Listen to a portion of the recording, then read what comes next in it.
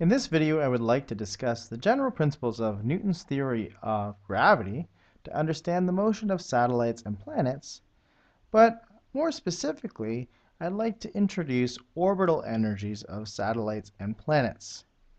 First, let's do a quick review with Newton's theory of universal gravitation, which states essentially that if I have two objects, this is one object with mass m1, another object with mass m2, and they are a distance r apart, then there will be an attractive gravitational force of m1 onto m2 and also m2 onto m1. These would be both equal and opposite, and that force would be equal to the following formula. This would be the magnitude of that force, which would be equal to the gravitational universal gravitation constant, which is equal to 6.67 times 10 to the power negative 11 Newton meter squared per Coulomb squared, multiplied by the mass of each of the objects in kilograms, and then divided by the distance between their centers, r, in meters. Now, remember that the force of these two bodies are going to be equal in magnitude, which is equal to this expression, but opposite in direction. Remember Newton's third law, every force has an equal and opposite reaction force. And Newton's universal gravitational law applies to satellites revolving around the Earth. Here you can see the velocity of the Earth and the satellite. And then we also have the gravitational force acting on the satellite from the Earth and the gravitational force from the satellite on the Earth. They're both equal and opposite. The theory of gravity would also apply with moons revolving around the Earth. And you can see here again those equal and opposite gravitational forces. Or here's the Earth revolving around the Sun. So essentially any planet revolving around a star would also obey Newton's theory of gravity. Here's your equal and opposite forces once again. Here's a perspective of the moon revolving around the Earth and then that system revolving around the Sun. In fact, I can even show the path that both of them are making. So there is the Earth revolving in this nearly circular orbit, but it's actually elliptical. And then there's the moon's orbit around the Earth. And you can see its path in this magenta color around the Sun. Here's another animation. We have a comet here in blue, and then a planet that are revolving around this star, like our sun. And you'll notice that their path that they take will be not the same. Let me show you what it looks like. Here you can see that the planet, like Earth, is revolving in a nearly circular orbit. And then over here, this is a very highly eccentric elliptical orbit that is like a comet. And in fact, it smashed right into the sun here. At this point, you may want to review Kepler's laws in our previous chapter. So in this video, I want to concentrate on the conservation of energy and how it is applied to the orbital motion of a planet revolving around the sun.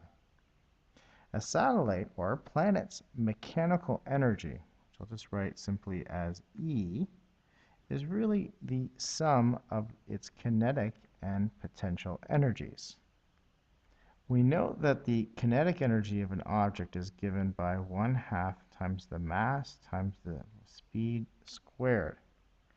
But the potential energy, the gravitational potential energy that you learned before, which was delta U equals mgh, is really just a special case. It really only applies to situations where we're looking at objects that are near the surface of the Earth, and we're assuming that the Earth is essentially flat at that location. So we're looking at an object like, say, mass m that is moved from one location to another location, and it drops a certain height. So when we look at the Earth and we use this sort of flat approximation, we're essentially assuming that we have a uniform gravitational field that I'm drawing here in red arrows. These arrows are all equally spaced, which means they're constant in magnitude. They have a value of 9.8 meters per second squared, and they're all parallel, pointing in the same direction downwards. And so we can use that approximation when we're looking at changes of gravitational potential energy that are near the surface of the Earth, where g is relatively constant. And we can use that formula. But when we're looking at planets that are revolving around the sun, well, the change in g is not constant. It's only 9.8 near the surface of the Earth. So when you get further and further away from a planet, the gravitational force gets weaker and the acceleration due to gravity gets smaller. So you can't use this formula. With planets and satellites that are in orbit, where the gravitational force is not constant, then we need a new formula. And this formula is very difficult to derive without calculus. And so I will just simply give it to you. The gravitational potential energy for two objects of mass m1 and m2 and a distance r apart, the gravitational potential energy is negative g m1 m2 divided by r. We make the assumption that if you take these two masses, m1 and m2, and move them infinitely far away from each other, that the potential energy of that system of two bodies would be essentially zero. There wouldn't be any tendency for them to move or towards each other. There's no potential for them to move together. So what happens is when r approaches infinity, when that denominator approaches infinity, this whole term becomes zero. And you can see over here to the right, there's a graph of potential energy as a function of the distance r between the two planets. So as the planets get further and further apart from each other, as r increases, the potential energy approaches the value of zero. You can see there's an asymptote here. The one thing that people tend to find somewhat disturbing, I guess, is the negative value that you can see in this expression. And it really comes through the calculus derivation. But let's think of it through the graph. Imagine you have a satellite that is you're going to send up into orbit, and it's on the surface of the Earth. Let me draw you a picture to kind of visualize this. So this is not a completely accurate picture, but let's say this is the Earth here, and this is a very, very large satellite. And it is located a distance, say, r1 from the center of the Earth. That would be the distance between their centers. And let's say this satellite was put into a rocket, and then it was fired away from the surface of the Earth with some velocity. And suddenly it moves outwards away from the Earth into the atmosphere. And so then as it reaches the outer space, it is now a further distance of r2 away from the Earth. And so, as you know, that when you lift an object away from the surface of the Earth, the gravitational potential energy increases. Well, the same thing would apply in this scenario. But imagine, if you can think of it, I guess, you could say here is r1, and then over here might be, say, r2. And at each of these locations, they would have, if you go over here, a corresponding amount of potential energy that would be both negative values. So this might be, say, I don't know, I'll just make it up, negative 100 or whatever, megajoules or something. And then over here, it's like, say, negative 50 megajoules. So as the satellite is moved away from the Earth to this new location R2, there is an increase in the potential energy. Just the same that you would have, but just that both of these numbers are negative. So you're going from negative 100 to negative 50, and so there would be an increase in potential energy. Okay, to sum it up quickly here, a satellite or a planet that is revolving around the sun will have a mechanical energy associated with it, and the energy is equal to the sum of the kinetic and potential energy. And so the kinetic energy we know of any object that has mass, and the speed squared is given by 1/2 mv squared, and the potential energy will be equal to negative g, the mass of the satellite, times the mass of the planet, for example, divided by the distance between them, r.